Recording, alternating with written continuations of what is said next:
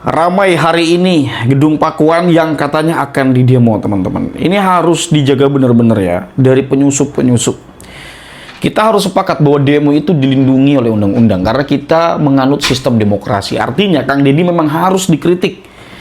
Ini kita harus adil berbicara bahwa pemimpin siapapun di tanah NKRI tercinta yang telah dalam nuansa konvensional, kita telah bersepakat untuk menjadi negara kesatuan Republik Indonesia. Ingat, negara kita adalah negara republik yang menganut sistem demokrasi. Artinya, mau tidak mau, siapapun yang menjadi pemimpin harus dikawal oleh masyarakat, oleh rakyat. Karena rakyatlah pemegang kedaulatan.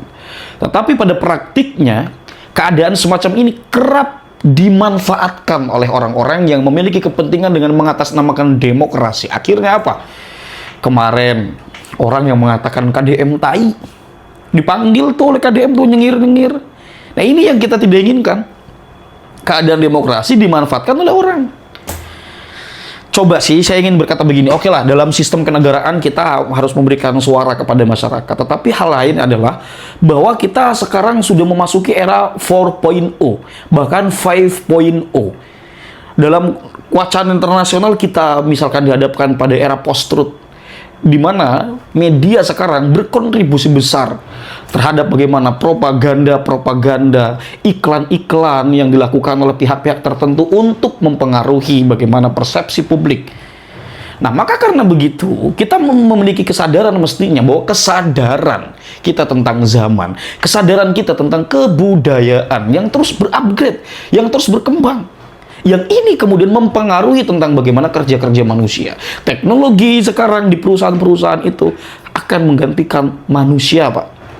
AI, ya kan?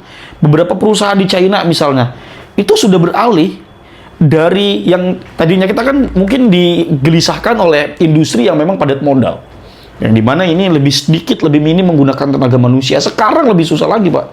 Bukan padat modal lagi, padat robot. Jadi masih mending berpikir ke sana. Dan pemimpin ya mau tidak mau akan terus didemo. Kalau didemo pemimpin pun nggak ada solusi.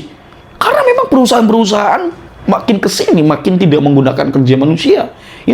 Itu yang harusnya kemudian kita pikirkan. Ya.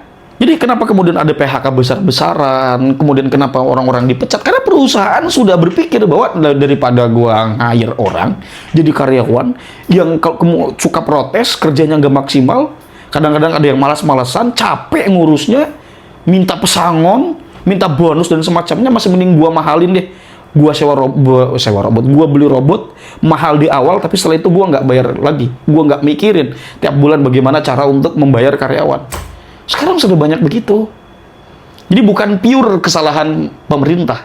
Ya lu demo ke sistem dunia dan itu nggak bisa. Dan ini sudah pergerakan dunia. Contoh dulu ada Gojek, ya kan? Waktu rame-rame itu transisi dari ojek konvensional yang mangkal di pinggir-pinggir itu rame dulu, Pak. Tapi ketika ada teknologi Gojek, sekarang mereka yang demo itu mana sekarang? Yang demo dulu tentang Gojek sekarang mana? Grab, dulu taksi itu rame, sekarang taksi udah nggak laku. Sudah ada Grab, lebih efisien. Orang tidak perlu jalan kaki, capek-capek nyari taksi. Sekarang tinggal dari handphone, taksinya datang sendiri. Nah ini sudah teknologi, Pak. Kita nggak bisa tentang ini. Ini bagian dari hukum alam. Manusia yang nggak upgrade akan ditinggalkan. Dan pecundang-pecundang itu, yang suka demo-demo itu, suka marah-marah itu, mereka ngerasut kan istilahnya ya. Pepisu kepada pemerintah yang sebenarnya pemerintah sendiri sulit untuk menghadapi ini. Itu. Ya. Kesadaran kita sebagai yang berbangsa memang perlu untuk menginventarisir persoalan agar sama-sama mencari solusi yang tujuannya apa sih? Tujuannya balik lagi kembali kepada cita-cita bernegara, masyarakat sejahtera dan cerdas udah. Cerdas, berkesadaran dan juga sejahtera. Dan itu kan cita-cita Indonesia Emas di tahun 2045. Artinya kita sendiri boleh mengkritik, tapi di sisi yang lain kita harus lakukan otokritik untuk diri kita sendiri. Bagaimana kita bisa meng-create diri kita, how to make money. Bagaimana cara kita menciptakan uang dari kerja-kerja yang kita lakukan. Bahkan kerja-kerja itu yang tidak diinstruksikan oleh orang lain, melainkan diri kita sendiri. Maka masuklah kita pada pembahasan ekonomi kreatif. Gitu loh.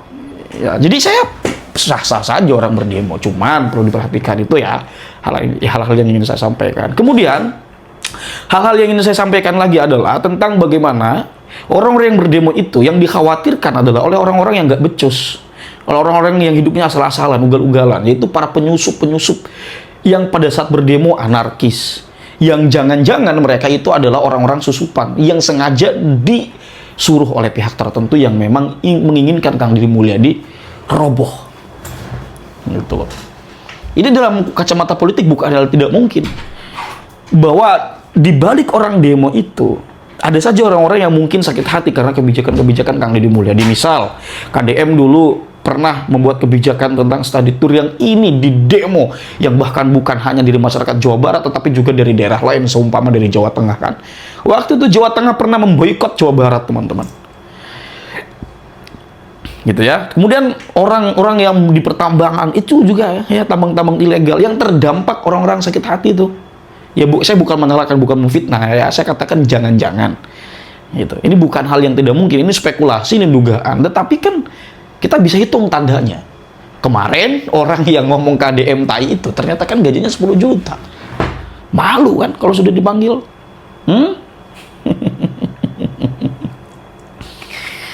Gitu, yang harus kita pikirkan teman-teman. Yang harus benar-benar secara matang kita pikirkan adalah hal demikian itu. Jangan sampai kemudian kita dalam hal ini terjebak pada cipta kondisi yang padahal kita ribut-ribut itu sudah dikondisikan oleh pihak-pihak tertentu. Nah, masih mending daripada kita sibuk oke, demo itu satu hal. Kita memberikan suara agar bagaimana masyarakat, pemerintah kerja secara serius kan dan mendengarkan keluhan masyarakat. Dan pemerintah sebagai orang yang mengabdi untuk masyarakat, kita desak untuk bagaimana mencari solusi yang tujuannya tadi mensejahterakan, membuat kebijakan di mana kebijakan itu bisa membuat masyarakat sejahtera. Itu satu hal. Hal lain, kita lakukan otokritik untuk diri kita sendiri. Skill, pertingkat skill, keterampilan. Lu baca dari filsuf barat, lu baca dari filsuf sebelum filsuf barat gitu kan. Dulu masa kemasan Islam seperti Ibnu Sina atau siapapun, atau bahkan sebelum itu. Para filsuf mengatakan yang tidak bisa digantikan oleh manusia itu adalah keterampilan. Kamu misalkan dapat jabatan di pemerintahan tertentu, tapi kalau itu masuknya jalur nepotisme, seumpama jalur orang dalam, padahal lu nggak punya skill. Pada saat lu digantikan karena kondisi tertentu, misalnya pergantian kekuasaan, lu kan pasti bakal didepak. Setelah itu lu nggak bisa ngapa-ngapain. Yakin. Lu cuma ikut sistem gitu, positivistis gitu ya. Ikut sistem, oh ya kerja gini. Tapi setelah lu keluar dari sistem itu, lu nggak punya skill, lu nggak punya keterampilan, lu nggak bisa ngapa-ngapain. Tapi kalau dengan skill, lu bisa how to make money. Kamu bisa menciptakan, meng-create diri kamu sebagai apa. Di sisi lain kamu sebagai apa. Karena kamu punya keterampilan. Nah, keterampilan itulah yang kemudian tidak bisa digantikan. Maka dalam hal ini, kritik satu boleh, tapi jangan lupa juga untuk create diri sendiri supaya bagaimana diri ini memiliki value. Ketika diri memiliki value, maka orang akan mencari keahlian apa yang Anda miliki yang bisa bermanfaat untuk orang. Jadi di muka hidup itu kan take and give. Memberi dan diberi, itu saja. Nah, untuk take and give ini, kita masuk circle ini, kita kan harus memiliki nilai terlebih dahulu, apa yang kemudian bisa kita lakukan untuk kehidupan orang lain. Dan cara orang berterima kasih itu kan maka masuk dalam ruang profesional, di mana transaksi sebagai reward, sebagai etik, sebagai kesadaran etik manusia, bukan hanya sekadar transaksional saja. Gitu loh. Kan enak hidup dengan berkesadaran seperti ini. Ya kan? Terserah mau sistem dia mau kayak kapitalis kayak mau apa kayak ya. Sekarang kan kalau kita bicara kapitalis kan ada kapitalisme lanjut ya, kapitalisme memperbaiki dirinya sendiri gitu. Dan sekarang memasuki masa AI di mana kerja manusia sekarang akan digantikan sebagian persen untuk kerja-kerja tertentu akan digantikan mau tidak mau. Ini akan terjadi, Pak. Banyak sekarang ya kita melihat misalnya kita mau beli produk tertentu itu yang melayani sudah AI. Kita misalkan mau chat admin siapa itu sudah IA yang bicara, Pak. Ya. Jadi sebagian kerja manusia akan digantikan oleh itu fakta dan sekarang sudah terjadi. Jadi manusia sekarang bukan bersaing melawan manusia lain, tetapi juga melainkan bersama robot. Karena sekarang ada tuh robot humanoid kan sudah dikeluarkan dan sudah banyak yang memakai juga. Ya kan? Pembantu misalnya. Orang-orang kayak sekarang sudah memikirkan bagaimana kemudian memiliki pembantu dari robot. Karena kalau pembantu manusia banyak kejadian, banyak skandal, banyak macam-macam. Ya mulai duit hilang, kemudian perselingkuhan antara bos dengan majikan, bos dengan pembantu kan banyak sekarang yang gitu-gitu. Maka orang kaya lebih memilih untuk menghindari itu, mereka memanggil robot atau membeli robot. Gitu ya. Jadi ini bukan saya sampaikan kepada teman-teman semua, ayo yang khususnya muda-muda di sini, Gen Z atau generasi beta sekarang yang masih muda-muda, Gen Z yang sekarang sedang dihadapi oleh atau dihadapi pada persoalan-persoalan hidup yang cukup serius. Mari kita upgrade skill. Kita lakukan apapun yang bisa menghasilkan, dan hasil itu kan bukan untuk diri kita sebetulnya, tapi bagaimana cara kemudian kita bisa bertanggung jawab terhadap hidup kita sendiri. Itu kan hidup itu apa? Untuk bertanggung jawab. Ya, laki-laki, perempuan dengan tanggung jawabnya sendiri, dan laki-laki dengan tanggung jawabnya sendiri. Jangan menjadi orang yang pengennya nyaplok tapi nggak mau dicaplok, pengen enak tapi nggak mau kerja, pengen enak tapi nggak mau mikir. Nah, orang-orang yang nggak mau mikir, orang-orang yang nggak mau upgrade skill, itu adalah orang-orang yang kelak akan dikalahkan. Mau tidak mau, ini sudah kode semesta dan sudah rumus semesta. Cepat atau lambat, orang-orang yang lembon, orang-orang yang tidak mau upgrade skill itu, orang-orang yang malas-malasan itu, malas mikir, malas upgrade, sibuk main HP, sibuk main game, hari-harinya nonton doang, nggak ada pikiran dia untuk bagaimana mengupgrade skill, bagaimana cara dirinya berkembang, nggak ada pikiran kayak gitu. Itu adalah orang-orang yang akan dikalahkan. Gitu. Anda mungkin di sini ngelihat saya ngonten YouTube tiap hari lama gitu, tapi di sisi lain Anda nggak tahu bahwa saya ini memiliki satu bisnis gitu, di mana saya dengan partner orang, dan saya pikirkan setiap hari bagaimana cara berkembang, bagaimana cara menguasai pasar, bagaimana kemudian jualan ini laku, bagaimana kemudian bisa berdiplomasi dengan pihak-pihak tertentu agar membangun atau menjalin kerjasama. Saya investasi juga di tempat-tempat tertentu. Yang kesemuanya itu saya punya mimpi besar di masa depan. Agar bagaimana apa yang saya lakukan hari ini bermanfaat bukan hanya untuk keluarga saya, bukan hanya untuk diri saya, bukan hanya untuk keluarga saya, tetapi juga untuk orang-orang sekitar. Dan itu yang kemudian mengapa saya suka kepada Kang Deddy, karena Kang Deddy tipikal orang yang seperti itu. Di balik Kang Deddy mulai dipontang-panting itu, di belakangnya itu banyak sekali karyawan yang digaji setiap bulan. Belum lagi Kang Deddy bagi-bagi duit ke orang-orang yang membutuhkan itu. Nah, saya pengen menjadi versi diri saya di mana saya bisa bermanfaat untuk orang-orang sekitar. Saya background-nya pendidikan, saya background-nya adalah orang sastra, saya background-nya orang filsafat, saya background-nya orang pesantren. Bagaimana saya dengan apa yang saya miliki, dengan apa yang saya pelajari itu kemudian saya bisa bermanfaat untuk orang lain di kemudian hari. Itu cita-cita saya, Pak. Ya, saya terang-terangan ngomong di YouTube nih. Jadi profesinya bukan semua konten YouTube yang ngandelin AdSense, enggak. Ada yang lebih mahal daripada itu. Mungkin ada konten-konten entertain, kadang-kadang konten-konten juga yang saya kurang fokus ngeditnya atau begitu, biasalah, manusiawi lah. Ya. Tapi di balik itu banyak hal sebetulnya yang saya lakukan, dan setiap hari saya tidak pernah berhenti bekerja. Ini kenapa saya ceritakan, karena saya tadi ngebahas tentang bagaimana kemudian manusia harus upgrade skill. Jadi itu pun yang saya lakukan, saya sedang berproses, teman-teman. Ya, setelah lulus kuliah, saya kemudian ditawari untuk S2 waktu itu oleh dosen saya, jalur rekomendasi. Di tengah banyak orang-orang mencari jalur beasiswa, saya direkomendasikan oleh kampus. Dan saya memilih untuk menolak. Bukan berarti saya nggak suka pendidikan, saya sangat suka pendidikan. Mungkin, saya one day, saya akan masuk ke S2. Dengan cara saya sendiri, dengan apa yang saya hasilkan, dan waktu juga sudah cukup senggang, saya akan balik lagi. Bukan balik lagi, akan kembali ke jalur, agak fokus sedikit ke jalur akademik ya, untuk melanjutkan S2. Tapi untuk sekarang, karena saya sibuk bisnis dengan kawan saya membangun ekonomi, karena ya kita kan generasi sandwich gitu kan. Banyak tanggung jawab yang harus kita penuhi, banyak kebutuhan yang harus kita penuhi gitu. Apalagi usia saya ini usia 25, 26. Itu banyak tanggung jawab lah. Saya selalu berpikir bagaimana caranya saya meng-create diri saya supaya apa yang saya lakukan ini berpenghasilan. Jadi saya ini ngomongin duit bukan untuk duit itu. Ngapa sih ngapa sehari-hari saya ngerokok juga rokok murah. Ya rokok murah, ya ada rokok Sampurna Ambil. Itu paling jajan saya. Saya beli pernak-pernik ini prosesnya lama, teman-teman. Apakah saya mampu? Tapi kan saya sadar bahwa saya hidup bukan untuk diri saya sendiri. Gitu. Saya memikirkan untuk jangka panjang, bagaimana caranya investasi, bagaimana kemudian saya bisa menghasilkan di hari depan tuh lebih baik, lebih banyak agar saya bisa membantu banyak orang juga. Gitu teman-teman ya. Jadi itu cita-cita saya. Kenapa kemudian saya disibukkan dengan berbisnis, di sisi lain juga saya ngonten. Ngonten ini kenapa kemudian saya ngonten? Karena saya jurusan humaniora. Saya gelisah melihat fenomena-fenomena yang tidak adil. Saya gelisah melihat orang-orang bicara sembarangan. Itu maka saya ngonten gitu. Di sini saya bisa menawarkan berbagai pandangan, melebarkan sayap untuk bagaimana cara orang berpersepsi, gitu loh, ya kan? Jadi begitu ya untuk para buruh. Dan saya juga dulu pernah nulis puisi tentang buruh. Saya juga aktif di dunia kesusastraan, teman-teman. Saya ini jujur, kalau hobi saya sebetulnya kalau pengen pun hidupnya sesuai dengan kemauan saya akan memilih untuk terus nulis puisi karena itu passion saya. Saya akan terus untuk ngaji kitab. Ya full time tuh. Jadi saya nyoret, ngajarin orang ngaji atau saya ngaji atau saya dan saya nulis puisi fokus. Tapi duit ngilir terus, tapi kan hidup nggak begitu. Kadang-kadang apa yang berjalan itu, teman-teman, yang kita pengennya itu saya nulis, digaji banyak, cukup untuk keseharian dan untuk bagaimana masa depan. Saya misalkan cukup nyoret-nyoret kitab, nyoret itu maksudnya ngaji ya, ngaji nyoret pakai utau itu. Tapi kan nggak begitu, teman-teman.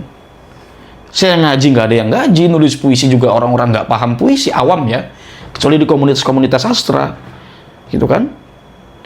Jadi makanya saya harus putar otak bagaimana kemudian caranya saya bisa menghasilkan uang. Dimana uang bukan untuk uang untuk tanggung jawab kita sebagai yang hidup. Maka saya berbisnis, apa bisnisnya di tekstil, bukan promosi ya.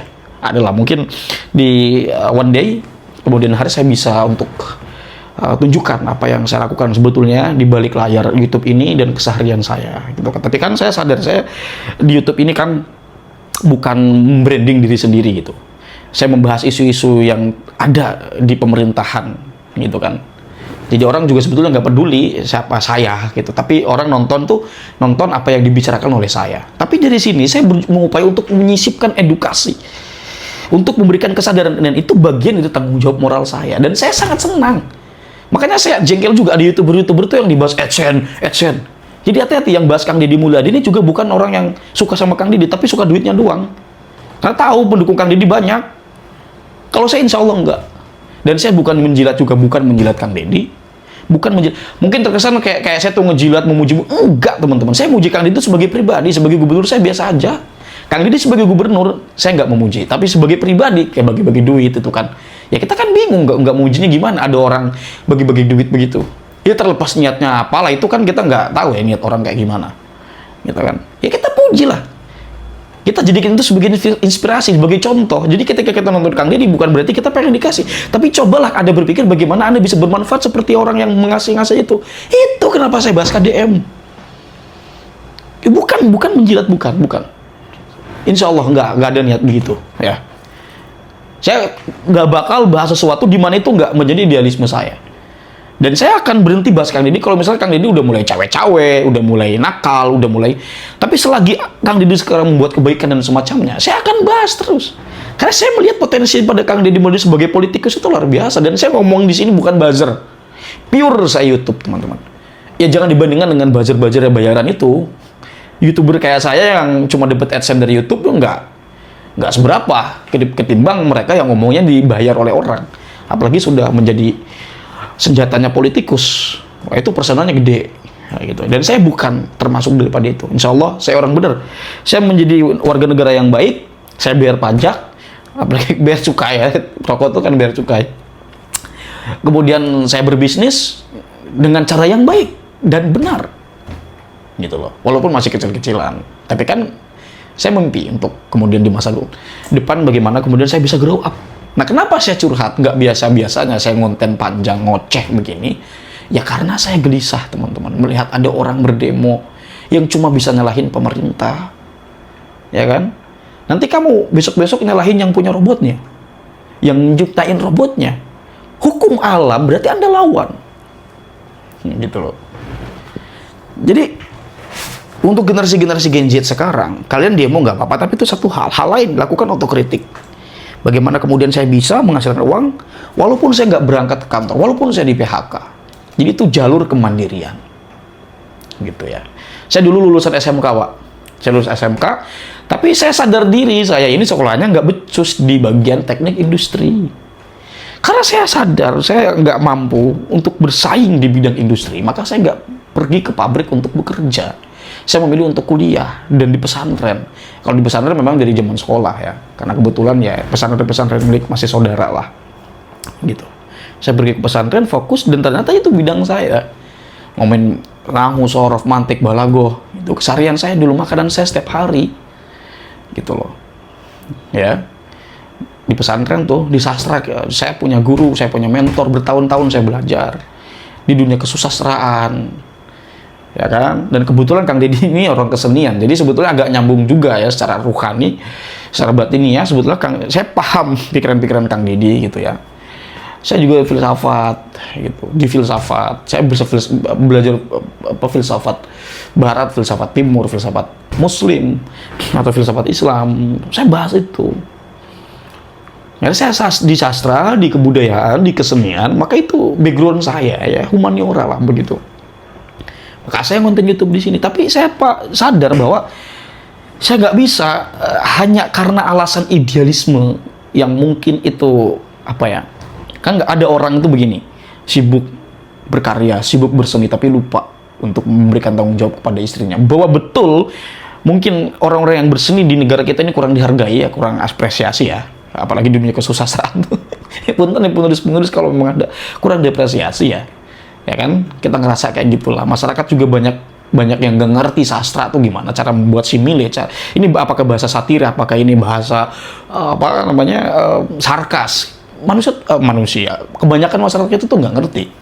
Jadi kita mau nulis puisi pakai, misalnya kita nulis puisi nih, dalam puisinya, entah puisi naratif kayak, entah puisi lirik kayak, entah puisi apapun itu, bahkan entah puisi bling kayak, kan ada puisi bling model begitu, yang puisinya agak ngaco gitu, tampak ngaco, sebetulnya nggak ngaco, itu terstruktur. Secara elementer sudah beres lah intinya ya.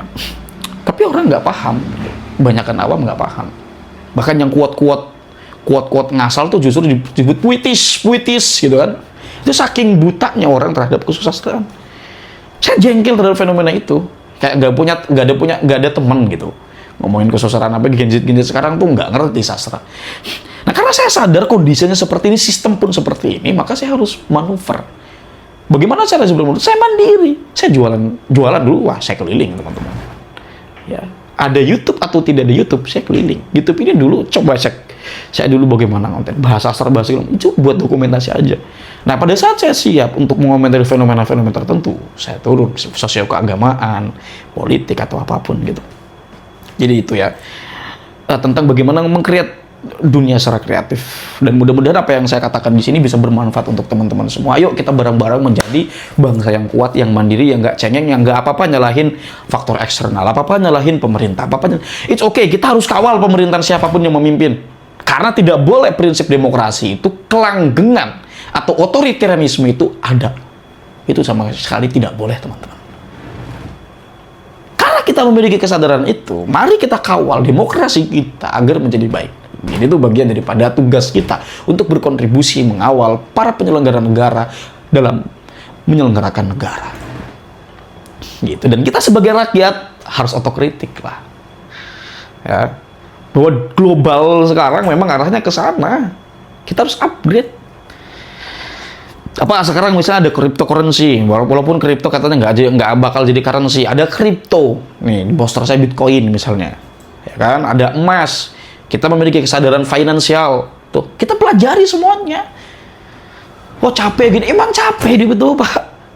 Apa kamu mikir? Saya ngonten berapa video upload? Ya kan. Kemudian saya bisnis. Saya memikirkan dengan rekan saya, walaupun bisnisnya masih kecil-kecil, tapi sekarang sudah kita akan grow up lah, kita akan buat gebrak-gebrakan di dunia bisnis, gitu. Jadi saya sederhana saja hidupnya, pakai kaos, sarungan, karena saya orang pesantren. Gitu. Sarungan itu keseharian saya, saya nggak pergi tiap minggu ke mana untuk happy ke mall gitu, enggak. Beli iPhone ini buat konten, buat kebutuhan. Beli ini buat kebutuhan. Kamar pasang AC ini, saya mampu dari dulu beli AC, tapi baru sekarang. Karena saya nggak memikirkan diri saya, teman-teman. Lingkungan saya. Yang bahkan bukan keluarga saya, ada teman. Ini butuh duit. Saya, kan kalau minjemin duit tuh kadang-kadang kita takut ya, kalau misalkan nanti kalau kita minjemin uangnya, orang itu gimana gitu ya. Nanti kan renggang. Jadi kalau ada orang minjem duit, ya saya kasih semampu saya. Ya, udah nggak saya pikirin. Banyak orang kayak gitu. Ya, bahkan mungkin saya termasuk people pleaser itu, yang untuk membahagiakan orang, tapi saya ngerunek gitu. Tapi karena saking gak enaknya, dan saya udah, yang penting orang bahagia. Nah, itu tidak sepenuhnya salah, tidak sepenuhnya benar. Jadi saya pengennya sih orang itu grow up, melihat kawan-kawan bisa berdaya menghadapi hidup tidak memiliki pay letter, tidak memiliki pinjol, memiliki tanggung jawab. Maka yang saya ubah mentalnya. Ibaratnya kalau kita pemancing ya, kita kasih ikannya, besok lapar lagi dia. Tapi kalau kita kasih pancingnya dan bagaimana cara memancing, tanpa kita repot untuk ngasih tiap hari, dia bisa menghasilkan sendiri. Syukur-syukur orangnya bisa tahu diri, memiliki tanggung jawab moral gitu. Dia akan berterima kasih, ngasih sebagian ikannya ke kita. Karena kalau kita kelebihan ikannya, kita bagikan ke yang lain yang membutuhkan. Kan itu, Pak. Nah, generasi-generasi muda, kalau kita pengen ke era emas tahun 2024-5, diubah dari mentalnya. Dari dulu mungkin ketika kita melihat Kang Deddy Mulyadi suka bagi-bagi, mental kita pengennya dikasih sama Kang Deddy. Sekarang kita ubah. Bagaimana ada Deddy Mulyadi yang lain dalam konteks bagi-bagi. Kan nggak mungkin kalau Kang Deddy dari aspek politikusnya ya, dari aspek politiknya gitu. Nggak mungkin kan. Tengok Kang Deddy semua jadi pejabat itu nggak mungkin. Nggak ada rakyatnya nanti. Ya, kita ambil sisi-sisi positifnya, sisi-sisi baiknya gitu. Nggak apa-apa, kritik Kang Deddy nggak apa-apa teman-teman. Saya pun bisa mengkritik Kang Deddy. Tetapi kita jangan sampai jatuh pada apa yang disebut sebagai kebencian. Kayak kemarin ngomong KDM TAI itu nggak boleh. Bahkan ada yang mengatakan KDM BABI. Kan kurang ajar kayak gitu. Goblok, iya. Nah orang-orang kayak gitu nggak jelas. Saya nggak tahu hidupnya ngapain aja gitu.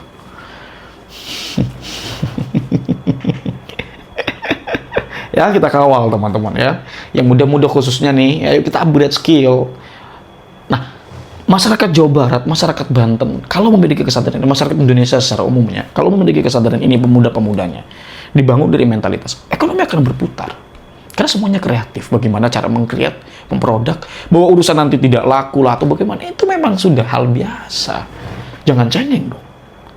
Nah, saya tuh dulu, bukan dulu sampai sekarang pun, ya jualan misalkan sehari, saya bilang ke bagian yang pemasaran, laku berapa? 4 biji.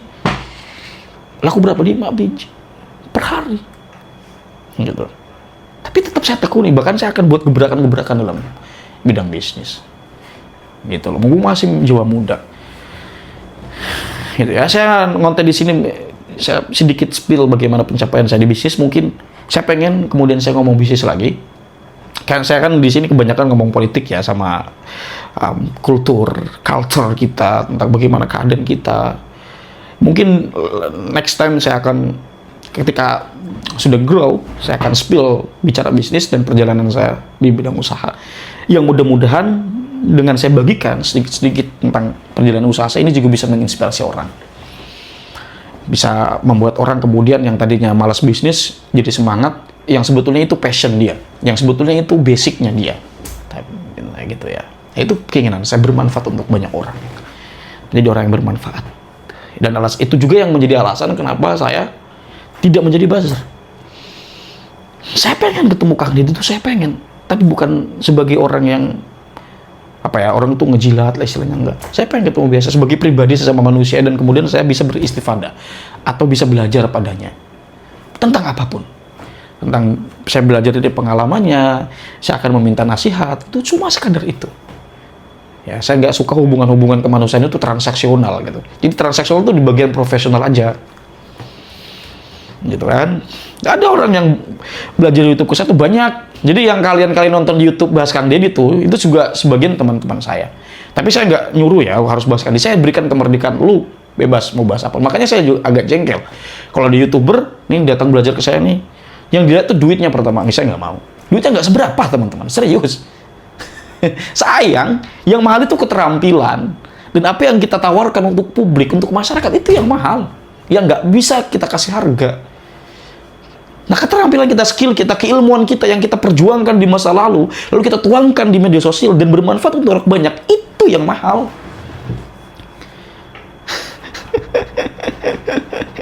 Ya, paham ya? Ini skill itu, keterampilan itu. Dan semesta itu nggak bohong. Semesta itu nggak bohong. Semesta tahu mana yang layak dan mana yang tidak layak. Semesta itu tahu. Ya Allah itu tahu mana yang layak dan mana yang tidak layak. Maka yang diasah itu pertama skillnya dulu. Ya, skillnya dulu, keilmuan dulu. Dan kita preferensinya bukan duit. Apapun, lu ngonten, lu usaha, lu bisnis, jangan duit dulu. Keterampilan dulu, kebermanfaatan dulu. Preferensi kita niatkan, innamal a'malu binniyat, kita usahain untuk apa? Kita usahain kan karena Allah. dengan cara bagaimana kita bisa bertanggung jawab atas hidup kita. Wa an laisa lil insani illa ma sa'a. Itu. Jadi manusia tidak akan mendapatkan apapun kecuali apa yang telah dia perbuat. Gitu ya. Oke, sudah setengah jam saya ngoceh. Nggak kerasa ya kalau saya curhat begini.